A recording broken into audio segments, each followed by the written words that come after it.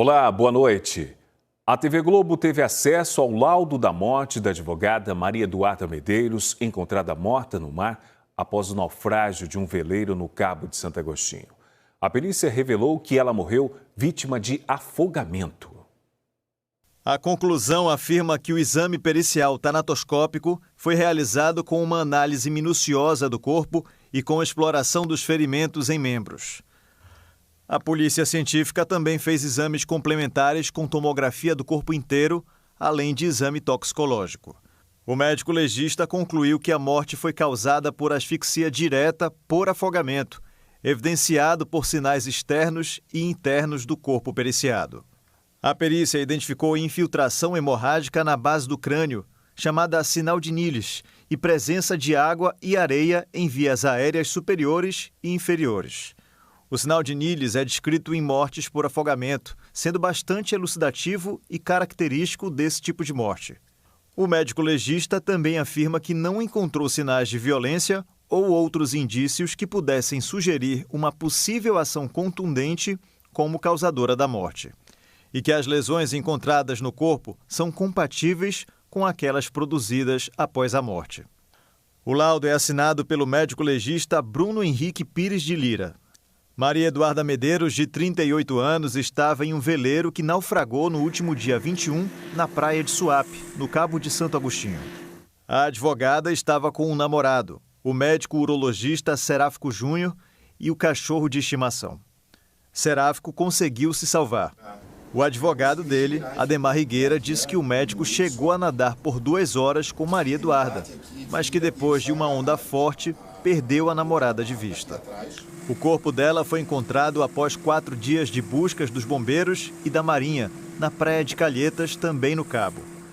O inquérito que investiga a morte é da Delegacia de Porto de Galinhas. A Marinha também instaurou um inquérito sobre acidentes e fatos de navegação para apurar as circunstâncias e causas do naufrágio. Morreu hoje no Recife o guarda de trânsito que foi espancado por um adolescente em Ipojuca. O agente estava internado há 2 dias. As fotos são a memória de um homem apaixonado pela família. Ele me encantava, ele era alegre, me ajudava a cuidar dos meus filhos. Semana passada ele disse assim para mim: "Você tá bem?" Eu disse: "Não, hoje eu não estou feliz." Aí ele disse: "Tá, e o que te falta para ser feliz? Que a gente resolve." Bárbara é irmã de Carlos Henrique de Medeiros Alves. Ele tinha 45 anos de idade e era guarda municipal em Ipojuca, no litoral sul. Na tarde de quarta-feira, ele estava num lava-jato às margens da PS-60, quando foi agredido a pauladas por um adolescente de 17 anos. Carlos Henrique chegou a ser socorrido e levado para a UPA de Ipojuca. Depois foi transferido para o Hospital da Restauração, no Recife, onde morreu ontem à noite. O agressor tem 17 anos. Ele foi apreendido na quarta-feira à noite e levado para o Departamento de Homicídios e Proteção à Pessoa, o DHPP, no Cordeiro. Em abril deste ano, Carlos Henrique abordou o adolescente em frente à autarquia de trânsito de Ipojuca. O garoto chegou e estacionou com uma moto adulterada e sem placa. Esse vídeo de uma câmera de segurança mostra que o menor reagiu à abordagem até ser contido por outro guarda. A moto foi apreendida. De acordo com a família, o corpo de Carlos Henrique de Medeiros Alves só será liberado amanhã pelo IML. Então segue para Ipojuca, onde será velado na Câmara Municipal. E no domingo retorna para o Recife. O sepultamento está marcado para o cemitério da Várzea, na zona oeste da capital. Em nota, a Prefeitura de Ipojuca se solidarizou com a família de Carlos Henrique e se colocou à disposição para garantir o apoio necessário. A Prefeitura declarou luto oficial de 3 dias. Carlos Henrique estava há 14 anos na Guarda Municipal de Ipojuca. O presidente do sindicato da categoria lamentou a perda de um colega exemplar para a corporação. Não só o sindicato, mas toda a corporação da Guarda se encontra em profunda tristeza com essa perda do nosso companheiro e irmão de guarda, de farda. E como suporte, já adiantamos para os familiares que vamos dar todo o suporte jurídico, financeiro que seja necessário para esse momento tão doloroso. Carlos Henrique estava com viagem marcada para o sul do Brasil com a família. Não deu tempo. Agora resta a indignação e a saudade. Uma parte de mim morreu com ele. E você não poder olhar para ele e dizer que calma, tudo vai passar. Não tem palavras. Com certeza, uma parte de mim foi embora. Um pai quebrou a recepção de um hospital em Jaboatão dos Guararapes, inconformado com a morte da filha. A notícia está no G1 e você confere pelo QR Code na tela. Nas imagens é possível ver o homem, identificado como Vitor Patrick, chegando ao Hospital Guararapes. Ele está de capacete e entra na unidade de saúde revoltado. Vitor quebra a porta e outros itens de vidro que ficam na recepção do Hospital Guararapes. A bebê nasceu sem vida após uma indução do parto e a família acusa o hospital de negligência. Vitor comentou que a atitude foi um protesto. O Hospital Guararapes disse que ele quebrou portas, mesas, computadores e outros equipamentos. O hospital afirmou ainda que se solidariza com a família, mas que não compactua com atos de violência. A Prefeitura de Jaboatão afirmou que está à disposição da família para prestar o apoio necessário. Estudantes da Universidade Federal de Pernambuco denunciam problemas na estrutura dos prédios e o cancelamento das aulas de campo. Essas imagens mostram como ficou um laboratório de anatomia depois da queda de parte do forro.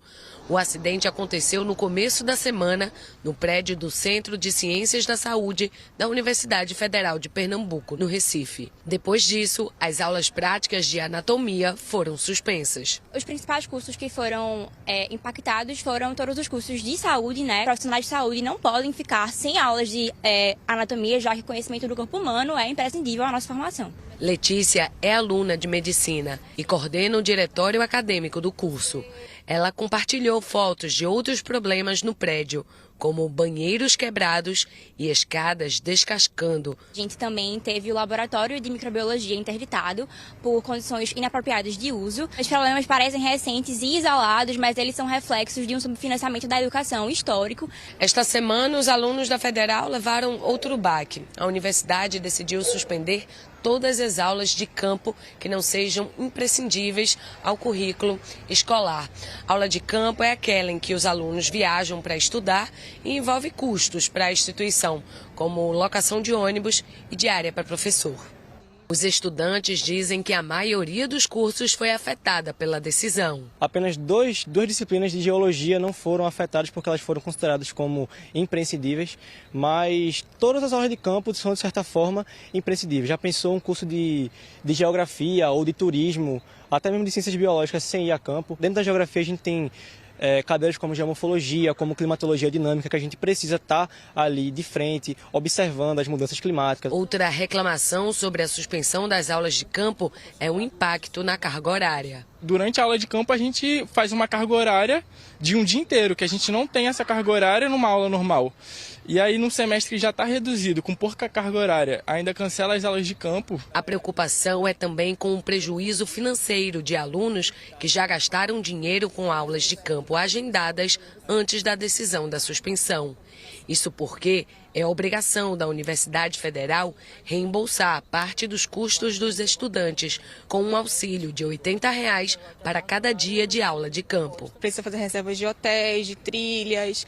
Então, as pessoas, quando elas foram pegas, assim, muitas pessoas já tinham pago essas coisas. Então, tá meio incerto de como que a gente vai resolver isso, a gente vai receber de volta. No ofício divulgado no dia 2 de julho, a UFPE afirma que as aulas de campo foram suspensas por causa das restrições orçamentárias.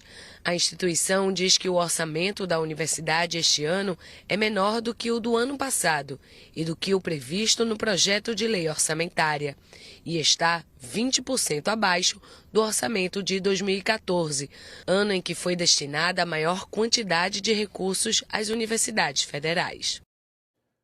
A Universidade Federal de Pernambuco disse que o acidente no laboratório de anatomia e a redução das aulas de campo são consequências da falta de orçamento e que, diante dos desafios, tem feito esforços para manter o funcionamento da instituição e sensibilizar o governo federal. Depois do intervalo, campanha reforça a vacinação contra a gripe e a Covid-19 em Jaboatão. E os detalhes da previsão do tempo e a movimentação das marés no fim de semana. O ENE2 volta já.